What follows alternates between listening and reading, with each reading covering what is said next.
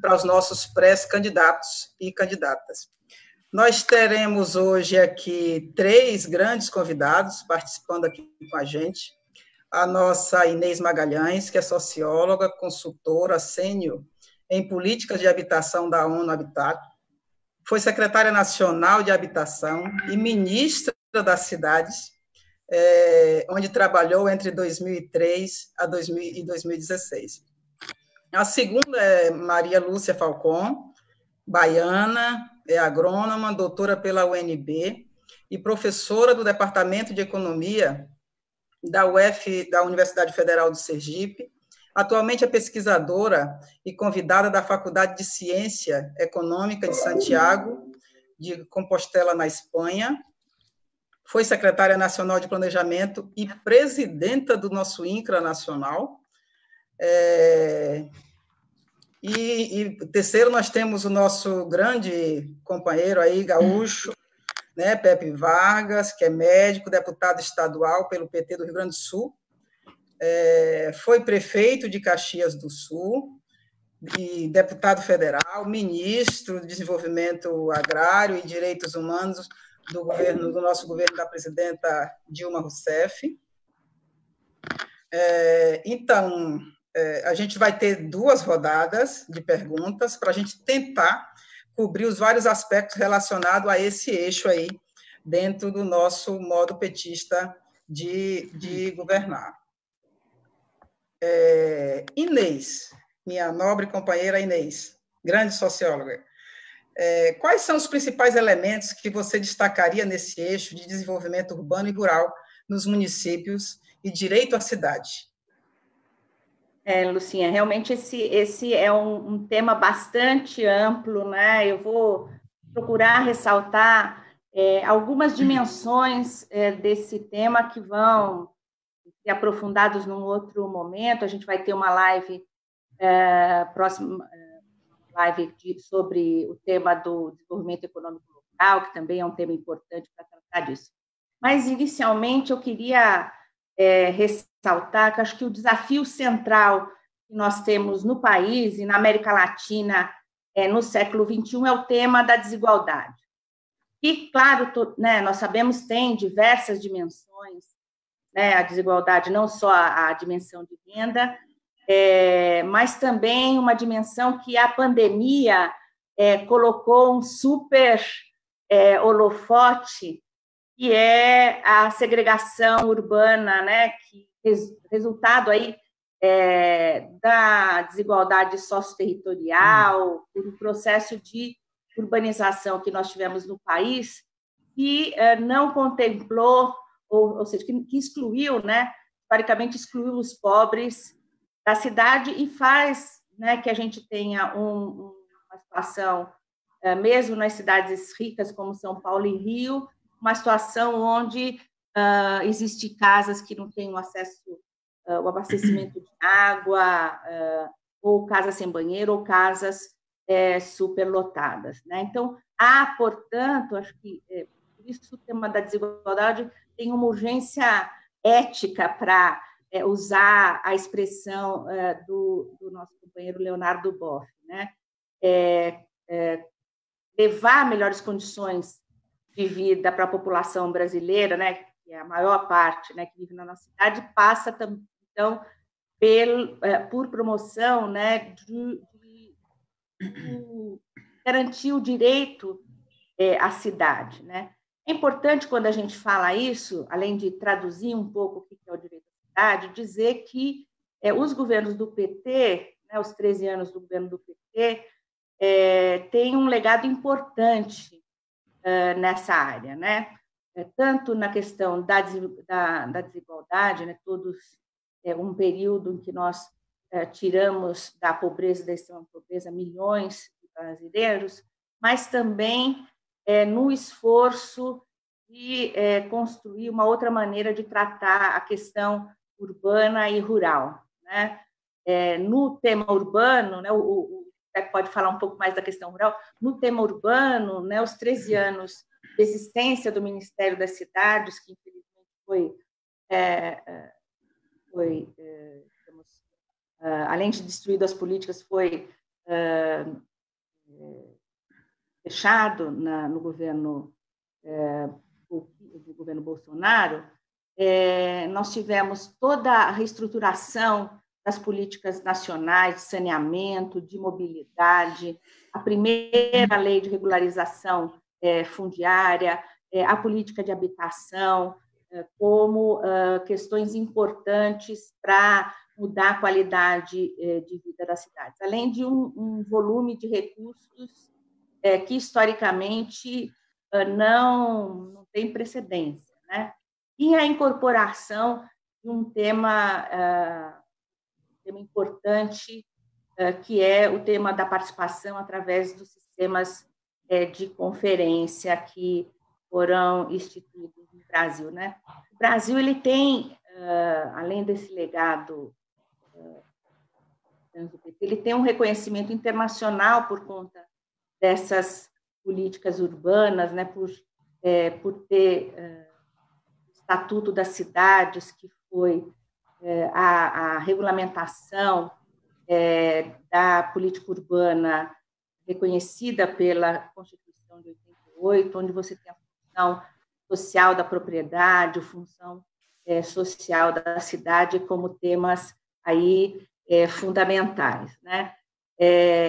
Um ponto que eu gostaria também de ressaltar é que, principalmente no momento de ligacionista, né, e esse momento de terraplanismo diplomático, o Brasil também teve uma importante participação na elaboração dos pactos internacionais da nova agenda urbana, que pela primeira vez reconhece, né, o direito à cidade num documento internacional, né, pactuado pelos países, e também o tema das mudanças climáticas, né, o Acordo de Paris, e o tema dos desastres, chamado Acordo de Sendai.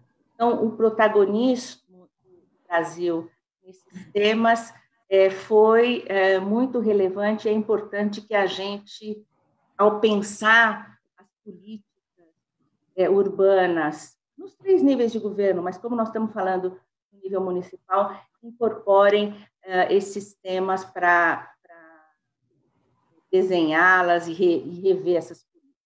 Vou destacar 3 temas, 3 dimensões que a gente precisa considerar na política de desenvolvimento urbano e rural, né? Um tema normativo e legal, né? A legislação do município.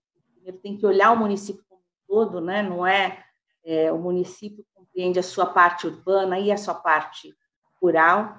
Portanto, a legislação deve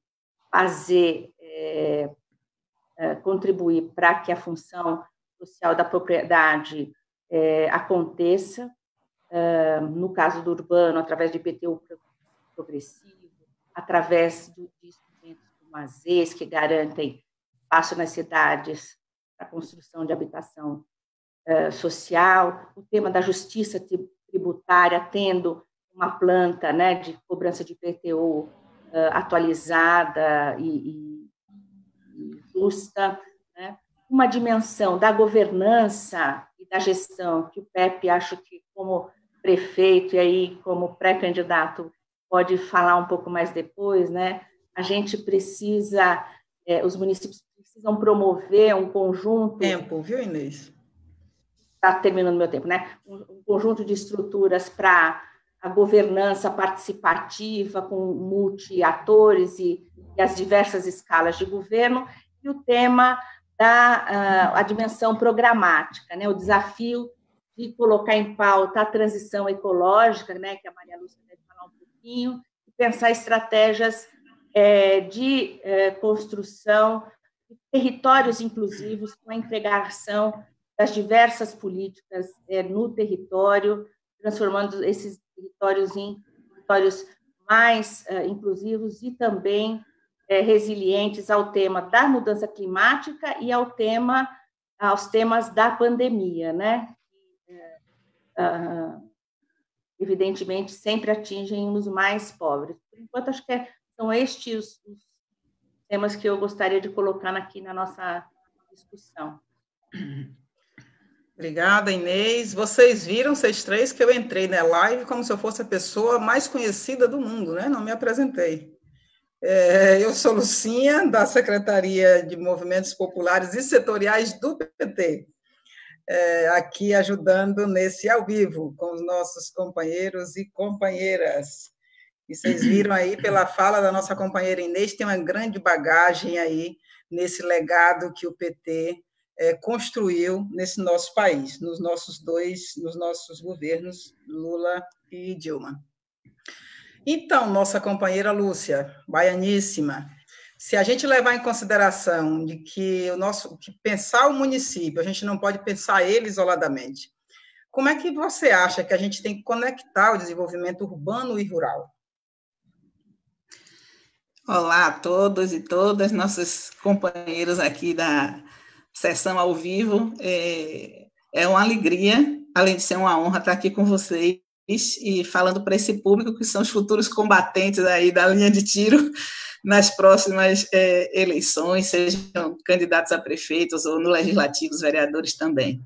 Essa pergunta é muito importante, Lucinha, me achará, porque eu vejo as cidades e a área rural, as cidades, eu vejo como um sistema vivo. Para mim, depois de todo esse tempo de trabalho, tanto no nível municipal, quanto no nível estadual e no nível federal, estando de perto, né, dessas situações todas, eu consigo enxergar um sistema integrado, na verdade, o campo e a cidade. Ao longo do que eu for falando, eu vou dando umas pistas também de fontes de referência, de pesquisas e bibliografia que as pessoas depois podem verificar as coisas que eu estou dizendo. Então, um dos estudos assim, principais e iniciais que foi feito no tempo do MDA ainda, sobre o conceito do que era a ruralidade. E apesar dos indicadores do IBGE dizerem que a maior parte da população brasileira vive na área urbana, na verdade, quando esse conceito de integrar o rural com o urbano, ver os fluxos entre as pessoas, as mercadorias e as coisas, as informações, quando esse estudo foi feito, se percebeu que a gente tinha quase 50%, era coisa em torno de 46%, se não me falha a memória, por cento da população vivendo no Brasil um tipo de ruralidade, que tem, claro, um pé no urbano, seja no distrito, no povoado ou na sede dos municípios. E a segunda coisa, esse sistema, né, vivo, ele além de ter o conceito embutido do urbano com o rural imbricados, né, unidos, integrados, ele tem um conceito também fundamental que é nenhum município vive só. Ele faz parte de uma rede de cidades, ele está dentro de um território. Inês lembrou as experiências, né, dos governos petistas. Uma das coisas que mais me marcou também foi a experiência dos territórios da cidadania, que foi o embrião de uma política pública a nível nacional, começando a preparar essa visão de território, né, para que as pessoas parassem de olhar somente para aquele município isolado e começassem a ver os fluxos e as ligações, sejam elas políticas, culturais, sociais e econômicas, claro, sem falar das ambientais e geográficas desse conjunto de municípios formando a tal das redes de cidades.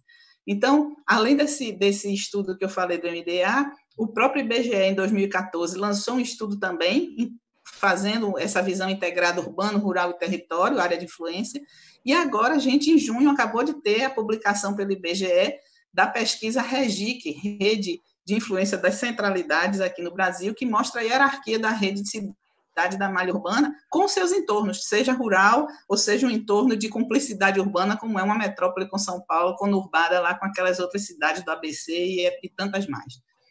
Então, eu imagino isso, e eu acharia um exercício bom para os candidatos e candidatas imaginarem um ser vivo. Ora, se o corpo humano, a gente para funcionar, tem um sistema circulatório, o coração que é a bomba bombeando o sangue, tem órgãos de limpeza, como os rins e o fígado, tem órgão de oxigenação, como os pulmões. A gente tem um sistema orgânico E se a gente pensar que esse conjunto de espaços geográficos, sejam como os municípios integrados num território, numa região, eles também funcionam assim. A gente tem municípios que são como o coração, bombeando a economia, outros são aqueles que fazem a limpeza, ele tem que preservar o ambiente, porque ali o pulmão, onde está sendo limpo o ar, onde está sendo cuidado as nascentes dos rios, é só levar essa analogia, né, do corpo humano para pensar o conjunto do espaço, do território, das prefeituras e dos municípios. Então, um ser vivo, ele é medido por fluxos. A gente aprende nas faculdades, é uma coisa que chega a dar agonia às vezes, a tirar fotografias, é uma informação parada. Quando um ser vivo, ele é medido por fluxo. Quando a gente vai no médico, o médico toma o quê? A pressão arterial. O que é a pressão arterial? Com que velocidade o sangue está passando na sua veia. Então, nós que administramos municípios e territórios, precisamos aprender a medir esses fluxos. Por isso que eu falei da pesquisa REGIC, que ela mede por que as pessoas se deslocam. Elas vão de uma cidade para outra, por quê? Para trabalhar, para estudar, para ir no médico, para comprar. O que está movendo as pessoas? Então, esses prefeitos e prefeitas, futuros vereadores, por favor, acordem para ver o seu município, a sua cidade, dessa forma viva e nessa forma de fluxo. Isso vai ser muito importante. E isso fica bem fácil da gente entender quando a gente pega no celular, aquele aplicativo Google Maps, e você dá um zoom. Você pode sair da sua casa, da porta da sua casa no mapa, e com o satélite você vai distanciando, ganhando distância e ver a cidade inteira e ver o território, e você consegue ver esses fluxos. Esse é o exercício que eu acho mais importante do ponto de vista da técnica para as futuras gerações que vão administrar os municípios, nesse DNA petista que é tão forte na participação. Então, já passando do conceito para um instrumento, eu destacaria, Lucinha, 3 instrumentos que essa nova geração aí de candidatos e candidatas não pode esquecer. Se a gente aceita isso que eu falei, de ver o município no território como um sistema vivo, né, cheio de fluxo, trocando entre as cidades, entre o campo e a cidade, o primeiro instrumento que vai dar um paradigma novo na política, eu acho que é exatamente o trabalho de longo prazo dos consórcios. A Bahia deu um exemplo desde 2016 com os consórcios de saúde. Hoje nós temos hospitais regionais, policlínicas de média complexidade, coisas maravilhosas feitas em consórcios com municípios. E agora, recentemente, os estados do Nordeste, olha aí, estão dando exemplo com o consórcio Nordeste nesta conjuntura que Inês falou, tão grave para os desassistidos, que é a pandemia, né, do Covid. Só para fazer essa referência para as pessoas saberem onde procurar. Então, desculpe, eu acho que na política, a cabeça de quem vai dirigir os municípios, de quem vai ser vereador, tem que pensar a própria eleição, me permita a ousadia, deputado Pepe, mas a própria eleição ela não pode mais ser pensada no município isolado, você tem que pensar no conjunto do seu território e construir uma base maior, porque o futuro para captar recursos, para gerir o território, é um apoio de um conjunto de prefeitos, de atores políticos e sociais defendendo esse espaço aí político e geográfico. O segundo instrumento, na economia e que vai junto com a questão ambiental, eu destacaria que marca muito nossa conjuntura as novas tecnologias de informação e comunicação. A gente está falando da época da indústria 4G, está falando do teletrabalho, trabalho remoto. Nós estamos aqui trabalhando remotamente, cada um num canto do Brasil, e está todo mundo junto ao mesmo tempo. Milton Santos já falava disso, né? Quando ele discutia da totalidade ao lugar, ele falava da hierarquia de cidades, que iam ser cidades de rede mundial. Não é proximidade física, é uma proximidade cultural, econômica, né?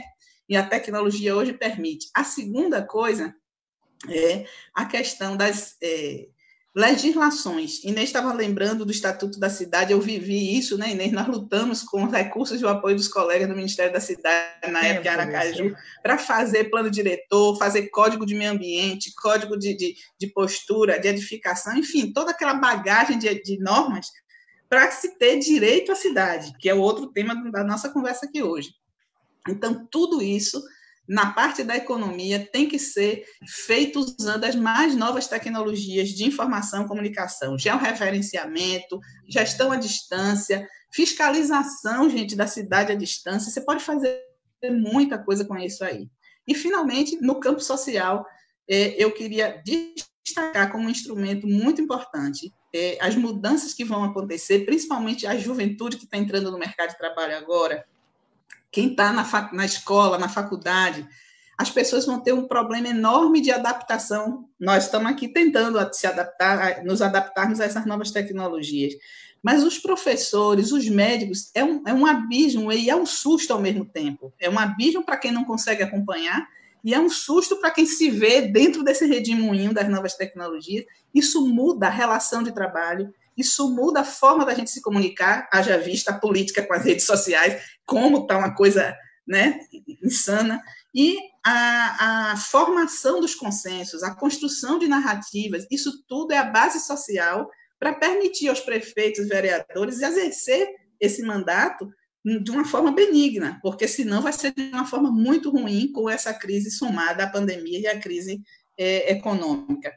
Então, eu não sei se eu ainda tenho tempo para falar alguma coisa, não. Mas temos? Esgotou aqui seu tempo. Já esgotou. Então, vamos parar por aí e na outra rodada eu complemento. Vamos na segunda rodada. Apesar de ser riquíssima a sua fala e a de Inês, mas como a gente tem... Podia continuar falando aí, Luz.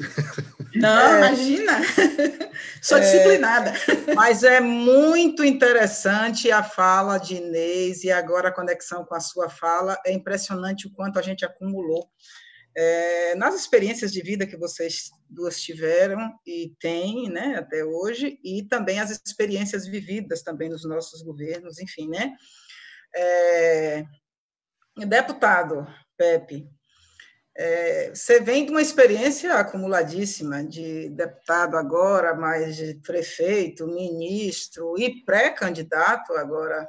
Então, no seu ponto de vista, quais são os maiores desafios e dificuldades que os prefeitos têm e terão na implementação das políticas desse eixo, né, sobre que a gente está debatendo, e focado, inclusive, nessa conjuntura atual que a gente está vivendo, né, conjuntura totalmente complexa. Diga aí para nós.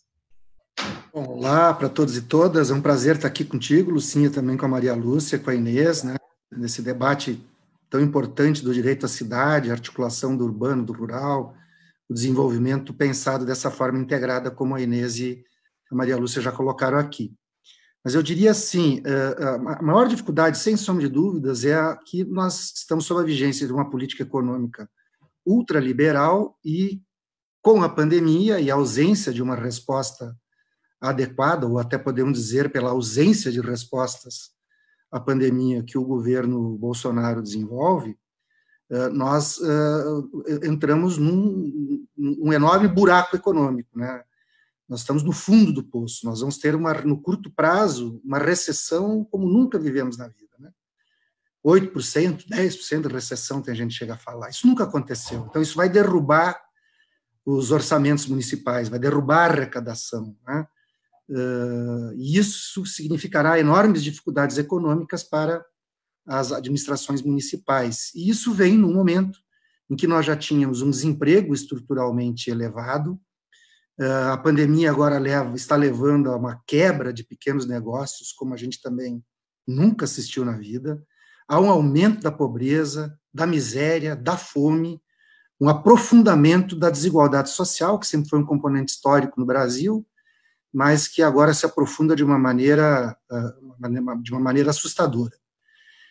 E isso também se acompanha de uma grande precarização do mundo do trabalho, né? E uma queda da renda das famílias. O trabalho formal, ele já sofre uma precarização, né, porque tem trabalho intermitente, por exemplo. Aqui no Rio Grande do Sul, no ano passado, 25% das vagas de trabalho foram pelo trabalho intermitente, que não garante sequer um salário mínimo ao trabalhador. Então, tem uma grande precarização do trabalho, uma queda da renda das famílias, né? Aquele trabalho formal em empresas que confere uma certa estabilidade ao trabalhador e facilita a construção de uma identidade de classe, ele é cada vez menor. Então, há uma atomização da classe trabalhadora, né? Há esse processo que alguns chamam de uberização, né? Como uma exemplificação de um conjunto de trabalhos precarizados, que vão tornando cada vez mais difícil o acesso que as pessoas possam ter a uma moradia digna, enfim, aquelas condições essenciais para uma vida com dignidade, né?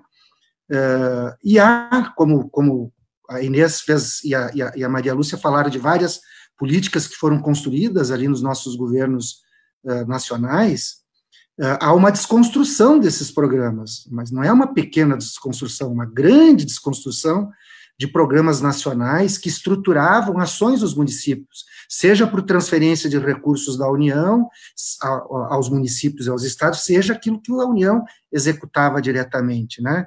Nós não temos mais um programa de aquisição de alimentos, por exemplo, que não só articulava compras da agricultura familiar, mas como era uma solução para população que vivia em situação de insegurança alimentar e nutricional nas cidades.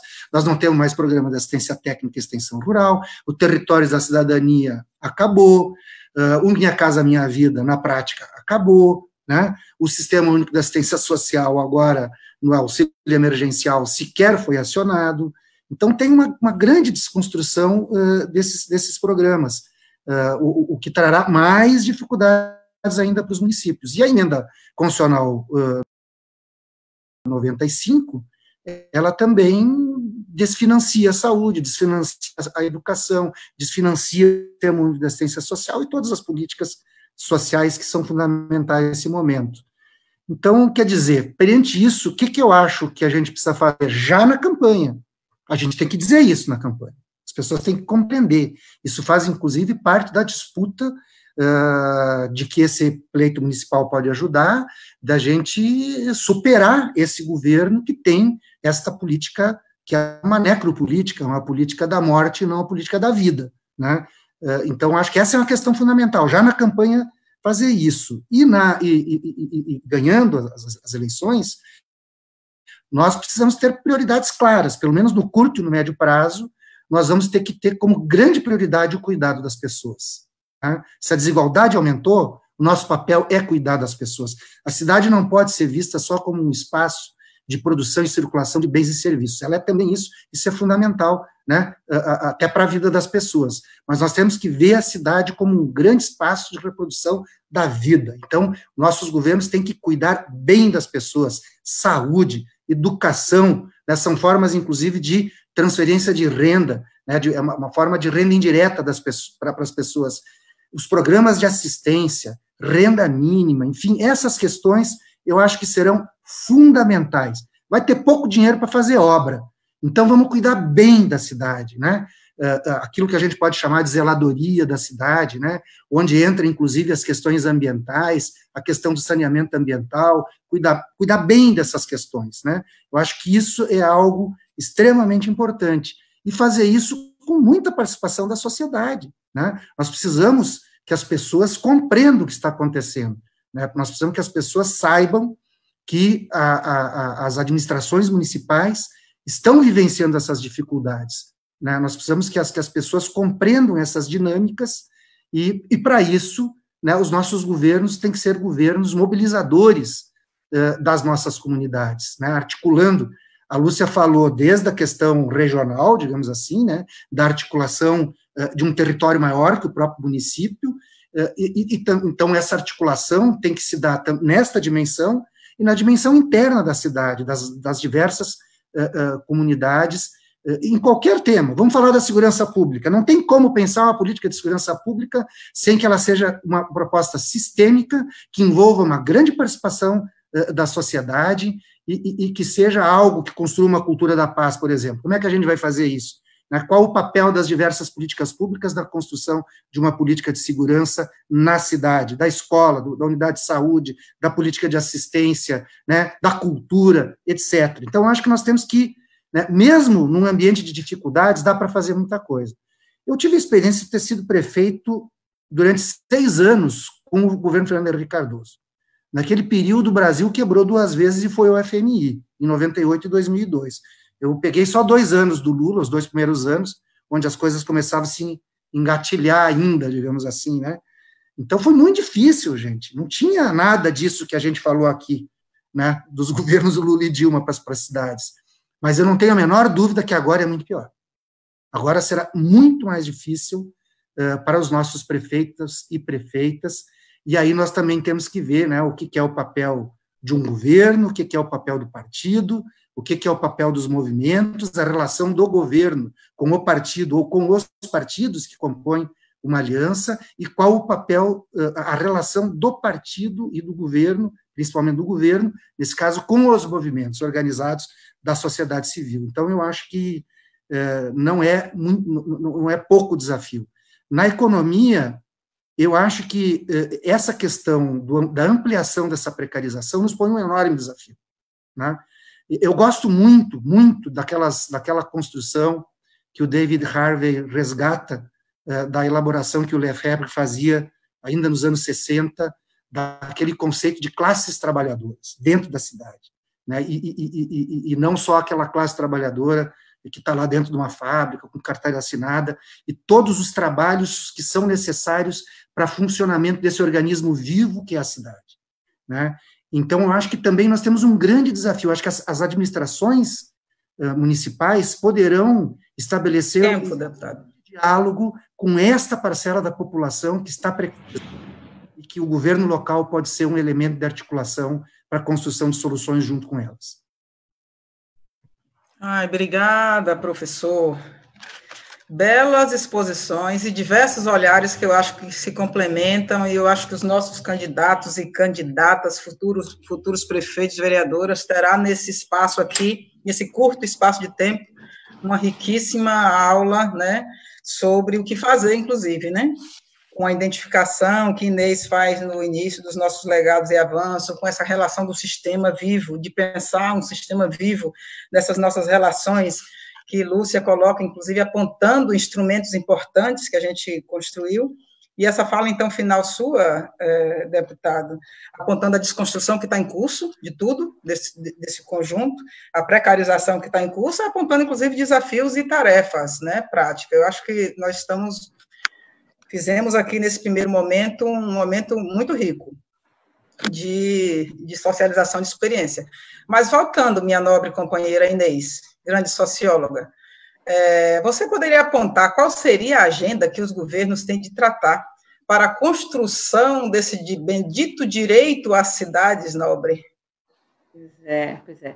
Não, você sabe que o Pepe colocou questões muito importantes, né, em relação às dificuldades que nós teremos por conta de vista da verdadeira desconstrução que foi feita, na verdade, de todas as políticas, né, a emenda 95. Mas a gente ele também ressaltou a importância, nos anos 90, que os governos do PT tiveram, naquele momento, na construção de políticas e as inovações que surgiram nas administrações municipais, que, inclusive, foram levadas para o nível federal quando o PT ganhou as eleições, né? Eu digo uma, que é a da urbanização de favelas, que para mim é uma das políticas mais importantes quando a gente fala de resgatar os passivos urbanos das nossas cidades. Mas vamos lá tentar organizar um pouco, né? Então, eu acho que essa agenda, primeiro, começa com um olhar mais integrado, né, que a Lúcia já comentou, de campo e cidade, né? Quer dizer, hoje o tema da produção de alimentos é um tema que precisa estar presente na agricultura urbana. É importante a gente se preocupar com a produção agroecológica, né, a questão da compra de alimentos, da agricultura familiar, como uma estratégia não só econômica e social, mas também assumindo a pauta da transição ecológica, adotando o tema do comércio justo, tendo um espaço muito grande que os municípios podem cumprir nessa agenda. Do ponto de vista da geração de emprego e renda, né, que é uma outra agenda importante, eu não vou colocar muito aqui, porque nós vamos fazer um debate exclusivo sobre a questão do desenvolvimento local, né? Mas você tem a habitação de interesse social, a construção, a agenda de promoção das melhorias habitacionais, do acesso à água, que virou um tema de tal importância por conta da pandemia, e a privatização vai trazer uma dificuldade a mais, né, para o fornecimento desse bem vital. Portanto, o tema da articulação das políticas de assistência que trazem a tarifa social são agendas também importantes, né? Do ponto de vista da produção dos territórios, né, o cuidado em transformar as cidades em cidades policêntricas, ou seja, a gente tem que mitigar, né, e a pandemia, de novo, traz lições, mitigar a necessidade de mobilidade, trazer para também uma qualificação dos espaços públicos como uma agenda fundamental. O tema dos investimentos que o PEP está colocando, né, serão poucos, né? Então, o tema da articulação, né, do prefeito, não só ou não como um gestor, mas como uma liderança que articule o conjunto da sociedade para investir, para tornar esses espaços mais inclusivos, né? A priorização dos investimentos articulados pelo município devem ser na democratização da infraestrutura, né? Tornar esses bairros mais inclusivos, e eu acho que a adoção das Objetivos de Desenvolvimento Sustentável organizam bem uma agenda que nós temos que desenvolver no nível municipal. O que está claríssimo é que os municípios são atores protagonistas para que a gente trate de um projeto de país que considere o tema da inclusão como central, né? Fico por aqui para a gente poder ter mais uma rodada. Que bom, Inês. Pautou diversos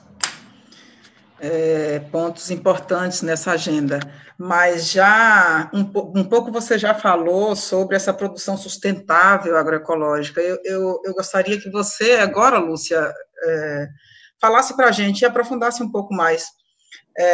Como é que pode ser, como é que os municípios podem se preparar para essa produção sustentável, né? Com cuidado com o meio ambiente, com a água e tal, com o território, e como é que a gente faz, de fato, essa transição para a agroecologia mesmo?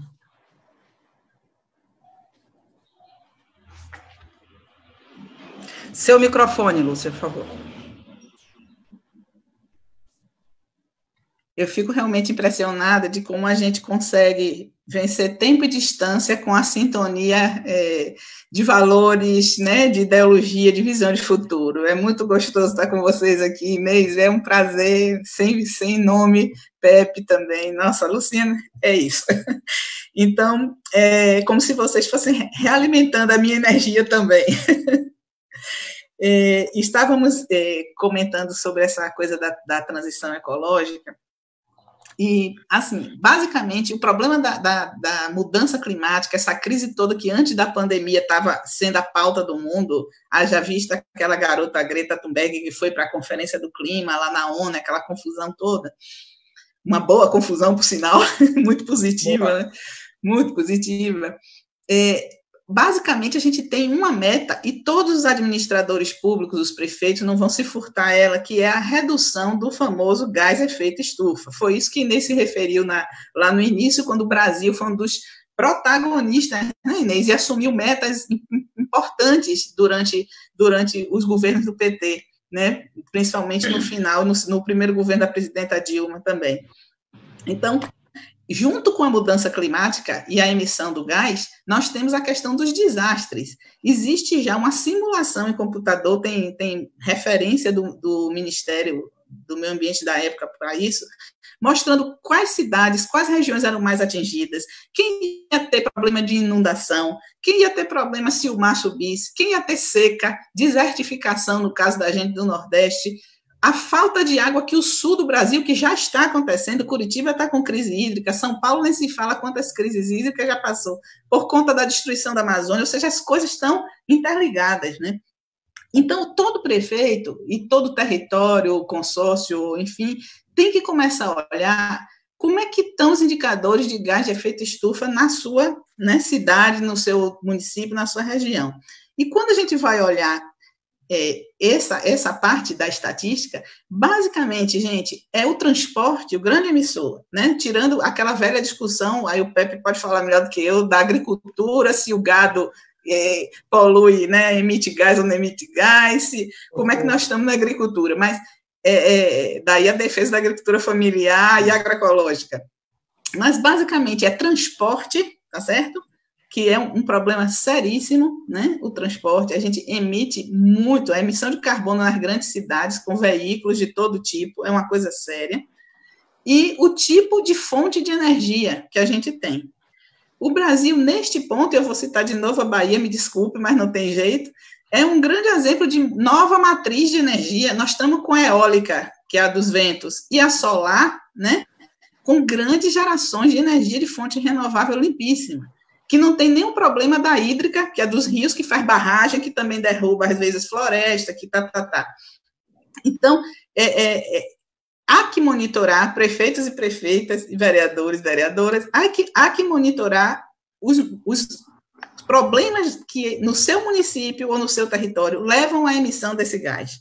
E aí eu vou dar alguns exemplos de solução, e que eles hoje só são possíveis porque nós temos também, além da transição ecológica, a possibilidade de fazer a transição digital da economia, ou seja, usar as tecnologias mais modernas de uma forma benigna.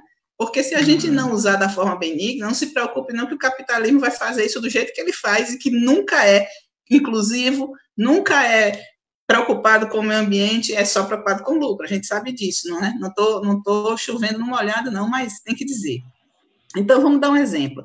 A questão das famílias. A gente fez um estudo para a Bahia também, em 2018, que foi o Plano de Desenvolvimento Integrado Bahia 2035. Pegamos a POF, que é a Pesquisa de Orçamento Familiar do IBGE, e fomos olhar o que as famílias que moram na metrópole baiana, né, aquela conurbação Feira de Santana, Salvador, com zilhões de pessoas morando, o que aquelas famílias, até 5 salários mínimos, como é que elas gastam o dinheiro dela, o que é que pesa no orçamento?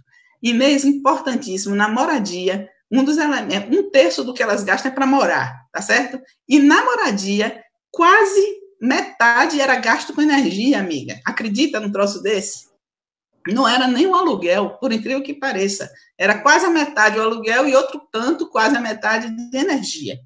Então, se a gente botar energia de fonte distribuída, ou seja, em toda a casinha lá dos bairros, ter sua fonte de energia solar, que no Nordeste isso é altamente possível de fazer, quanto a gente vai liberar do orçamento dessa família e, ao mesmo tempo, quanto a gente vai estar fazendo geração de fonte limpa. Segundo motivo de gasto dessas famílias que moravam nessas regiões de metrópole, transporte, tá certo? Transporte, as famílias de baixa renda. As famílias de média e alta renda, o problema é que elas tinham carro e pagavam, às vezes, a prestação, mas é um investimento, entre aspas, né? Mas o pessoal de baixa renda é transporte. Então, tudo que a gente puder fazer para liberar esse orçamento familiar, né? Subsidiar o transporte coletivo, melhorar, botar metrô de superfície, VLT, sei lá o que vai fazer, mas tem que liberar. E, ao mesmo tempo, isso é o quê? É menos gás de efeito estufa que está sendo jogado na atmosfera. Se a gente pensar nos resíduos, os resíduos, sejam eles de águas usadas, águas, né, com a poluição, com o resto da indústria, seja do resíduo sólido, a gente tem um enorme trabalho de saneamento a ser feito, água, esgoto e resíduo, tá certo? Para ter, claro, o direito à cidade, à saúde, que numa pandemia a gente vê o efeito da água limpa, né, chegando nas famílias, A gente tem, para o empresário, o micro, pequeno, até o grande, a questão da economia circular. Você não pode mais se aceitar abrir uma empresa, um negócio, que ele vai deixar o resíduo para a sociedade pagar a conta. Isso não é mais possível. E, finalmente, a questão da proteção e preservação ambiental.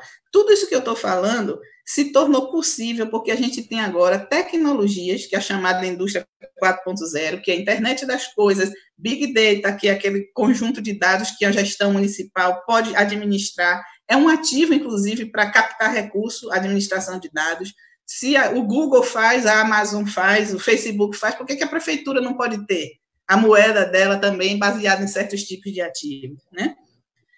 Tem muito o que se fazer, e eu daria como referência os Objetivos de Desenvolvimento Sustentável, os ODS, naquele capítulo do ODS chamado Cidades Inteligentes. Eles todos, os 17 objetivos, são misturados, né, são relacionados. Mas eu destacaria, neste ponto da transição ecológica aliada à transição digital, eu destacaria que os prefeitos e prefeitas e candidatos e candidatas olhassem os Objetivos de Desenvolvimento Sustentável, o capítulo Cidades Inteligentes. Ele gera emprego, ele melhora a administração, ele diminui custo. Quando o deputado Pepe fala que a gente está assustado que não vai ter dinheiro com essa crise que vem, com a emenda 95, que cortou gasto de saúde, congelou tudo, é para se assustar, mas, ao mesmo tempo, vamos pensar em tudo que está a nosso favor neste momento, e a tecnologia, sem dúvida nenhuma, é um dos elementos de destaque, tanto para a redução de custo, quanto para o uso inteligente dos recursos da cidade, dos territórios, e para a gestão do futuro. Prefeitos e prefeitas, vocês têm que correr essa campanha para ganhar, pensando que vocês são os prefeitos e prefeitas da transição ecológica, da transição digital, os prefeitos e prefeitas das novas gerações. É com essa fé que a gente tem que correr. Obrigada, Lúcia. Então, nessa construção da agenda aí, a sua fala e a de Inês foram bem conectadas, né, com todos os olhares riquíssimos. Agora a gente quer ver o olhar do professor e deputado Pepe, mas agora a gente queria ver contigo, Pepe, o seu olhar e como é que você fala para a gente um pouco sobre essa importância da democratização do poder local e a participação social na construção desse processo, né, que são dois aspectos importantíssimos, mas, às vezes, difícil de você fazer a implementação lá, local, no município. Então, diga aí, dê aí os seus pitacos nessa construção da agenda, em termos de pauta, ações, mas, sobretudo, também sobre método, né, de como os nossos prefeitos, vereadores, enfim, começar a exercitar. Então, eu acho que isso que a Inês e a Maria Lúcia falaram aqui agora, né, se a gente for levar para o macro, nós somos aqueles que acreditamos que um outro mundo é possível, né? E esse mundo possível, obviamente, que ele tem que ser um mundo que ultrapasse essa sociedade de consumo do capitalismo hegemonizado pelo sistema financeiro. E também ultrapasse, né, os mecanismos da democracia formal liberal, que foi, obviamente, um avanço histórico para a humanidade, mas é muito insuficiente para os dias que nós vivemos. Então, os nossos governos, eles têm que ter ousadia na aplicação de mecanismos democráticos, né? Tem que ter muita ousadia em trazer a participação social, em democratizar o poder local. É uma necessidade estratégica e é também uma necessidade tática, hoje em dia, para que as pessoas possam compreender mais também as limitações que o poder local tem para atender todas as reivindicações. Quando eu digo que é uma necessidade estratégica, é porque, vejam, já o Rousseau, lá atrás, dizia que o cidadão inglês, quando ele analisava a democracia liberal inglesa, o cidadão inglês só é livre no dia que ele vota. Depois, constituído o parlamento e o governo, ele perdia a liberdade. Nós também, traduzindo para cidades, nós não podemos fazer que o cidadão seja cidadão só no dia da eleição, quando ele vai lá e vota, e depois os governantes vão lá e tomam as decisões sozinhos. Nós temos que encharcar as prefeituras de participação social e discutir, e trazer o povo para discutir junto as soluções, né? E também é muito importante, porque os nossos governos não podem ser só governos realizadores. Eu acho que eles têm que ser governos que contribuam para a construção de cidadãos críticos, solidários, participativos. O companheiro, saudoso e querido companheiro Paulo Freire, inclusive, nos falava, né, da dimensão pedagógica do partido. O partido tinha que ter um papel pedagógico. Então, se a gente chega no governo, nós podemos cumprir esse papel pedagógico também nestas questões, né? Não só para o cidadão lá discutir algumas coisas, mas também para ele compreender melhor toda a dinâmica estrutural da tributação. A Inês falou aqui das questões, né, da gente pensar um sistema tributário com mais justiça. Isso é fundamental quando se discute processos participativos, né? E eu acho que a gente deveria trabalhar o conceito do planejamento participativo, que vai além, né, das nossas experiências lá dos anos 80 e 90 do orçamento participativo, né? Integrando mais as coisas, né? Óbvio que o orçamento participativo faria parte de um processo de planejamento participativo, quer seja de base territorial, de base temática, mas nós temos aí os conselhos municipais de participação social, nós temos as conferências municipais, eu acho que tudo isso, né, se integrando num processo de planejamento que pense, né, a organização da cidade, em todas as questões que a Inês e a Maria Lúcia falaram aqui, podem ser levados para esses espaços de participação social. Eu gosto muito também da ideia do Congresso da Cidade. Eu acho que é bom fazer logo. Não, quer dizer, os prazos do plano plurianual sempre são muito exíguos, mas nada impede de fazer e depois adendar no teu plano plurianual, né, o que o Congresso da Cidade discutiu, né? Eu acho que essas questões são fundamentais. E a questão das redes e das tecnologias digitais nós temos que incorporar nesse processo de participação social. Eu gosto muito da experiência de Barcelona, porque lá eles trabalham o conceito da soberania digital. Nós não vamos trabalhar só com essas redes sociais aí que são dominadas, né, pelo dinheiro. Eles trabalham o conceito da soberania digital, muito interessante, e eles usam as redes e a participação digital tanto para processos à distância, virtuais, como para organizar reuniões presenciais. Acho que é muito interessante. Eu não tive a oportunidade de fazer isso quando era prefeito, porque nós estávamos engatinhando no início da internet aqui no Brasil, né? Mas eu acho muito interessante, a gente tem que ter ousadia neste campo também, né? E mesmo a introdução de processos de participação mais simples e objetivos também, né? Que eu acho que é uma coisa interessante na experiência de Barcelona, né? Sem dúvida, muito interessante, né? Consultas, né? Eu acho que o direito à cidade, né, nos remete, essa discussão do direito à cidade nos remete à discussão da nossa utopia urbana, né? É lógico que nós vamos sempre mediar a nossa utopia com a possibilidade concreta de poder realizar, mas o imediato vai estar ligado à nossa utopia urbana, ao nosso objetivo, né? E eu sempre gosto, quando falo dessas questões, eu sempre me lembro e gosto de citar uma experiência que a gente teve quando a gente fez o Congresso da Cidade aqui nessa gestão, o primeiro congresso. O tema do congresso era a cidade que queremos, né?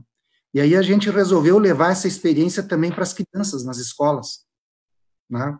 Então teve o Congresso das Crianças. O tema do Congresso das Crianças era a cidade dos sonhos. Então elas eram estimuladas, obviamente, mais lúdicos e coisa e tal, né, para colocar. E tem um cartaz que eu vi numa escola, até eu tenho a fotografia guardada até hoje, desse papel pardo, onde as crianças iam desenhando, colando, botando as ideias delas.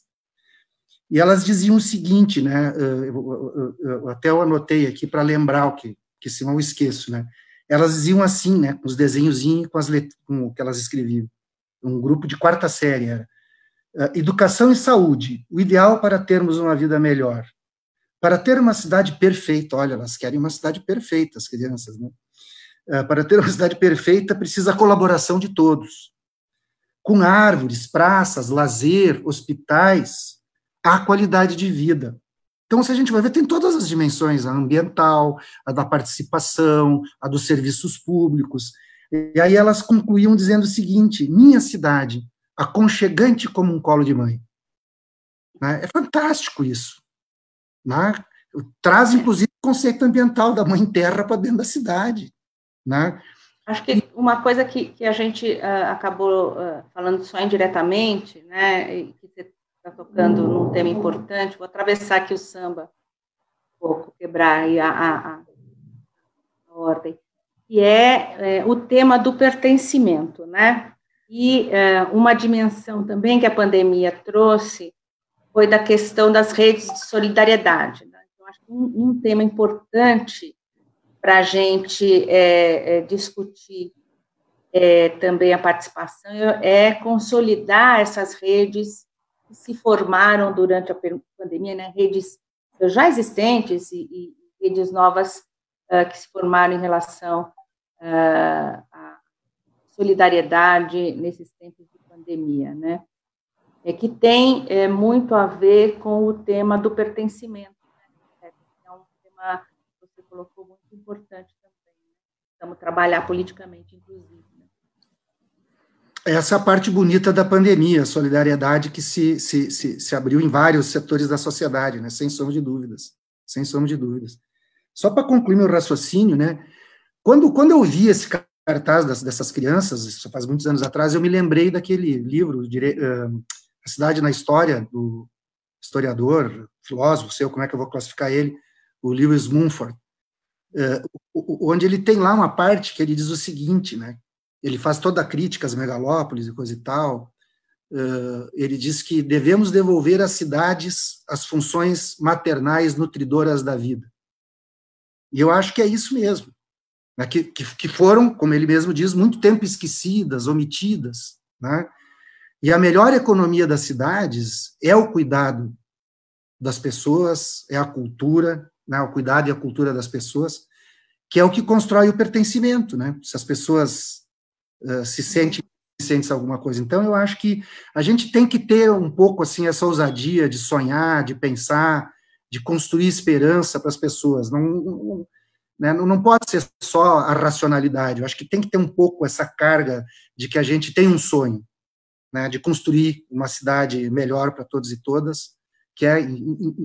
Bom, tem as questões da racionalidade também, mas eu acho que ligar essa racionalidade aos nossos sonhos, às nossas esperanças, eu acho que é fundamental, inclusive, para a gente conseguir, né, no processo eleitoral, conquistar os corações e as mentes das pessoas e no governo também para a gente poder fazer isso.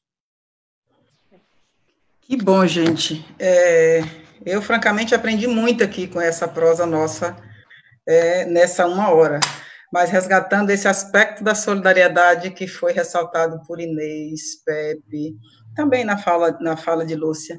É importante a gente lembrar, a solidariedade é algo enraizado na classe popular. E, às vezes, a classe média e a direita trabalha isso só em períodos, né? Mas isso a gente já vivencia, e a gente vê isso, se é na roça, a troca de dia, o mutirão, o partilhar semente, se é na rua, é o cuidar do filho da outra enquanto a outra vai trabalhar, é cuidar do idoso. Então, a solidariedade é uma raiz fundante do nosso povo e da organização popular, e isso o nosso partido tem, né, realçado bastante. Mas a gente está caminhando para o encerramento da nossa prosa. Dizer a vocês três que foi riquíssimo e foi gratificante para mim, especialmente estar com vocês aqui, agradecer do fundo, com profundidade, a companheira Lúcia, Inês, o nosso deputado Pepe, por esse momento que a gente passou junto aí, que vai ficar gravado e visto por diversos companheiros e companheiras. Então, agradecer a vocês três, dizer que a nossa jornada de formação continua. Nós teremos na próxima quinta-feira, né, que é nosso próximo ao vivo, com o tema Desigualdades e Políticas Sociais. Então, parabenizar aí a nossa Secretaria Nacional de Formação, que junto com esse trabalho conjunto que a nossa Secretária Nacional, Maria do Rosário, vem fazendo com as demais secretarias, com a SORG, com a SNAI, com a Escola Nacional de Formação, parabenizar toda essa equipe por essa iniciativa da gente estar aí exalando esses conhecimentos acumulados aí do nosso partido, das nossas organizações populares, para que nos ajude nessa batalha aí, na batalha das ideias, né, sobretudo, mais especificamente nessa tarefa aí de disputar os nossos municípios e fazer valer o nosso legado e a nossa projeção de mundo, né, como o Pepe encerra aí, nós pensamos e construímos e acreditamos de que um outro mundo é possível. Portanto, agradecer todos e todas e dizer que vamos continuar juntos e juntas nessa caminhada. Obrigada. Somos aqui britânicos. Obrigada, Lucinha, foi um prazer vê-lo. Lúcia, Pepe, abraço a todos. Prazer também. Beijo para todos. Prazer foi meu. Por mim, podia continuar vocês duas falando. Pois é, a gente pode desconectar e continuar o papo. Com certeza. Eu vou sair um pouco aqui, porque eu vou ter que entrar lá de volta na plenária. Vou ver se ainda continua. Beijo. Tchau, tchau. Tchau, gente.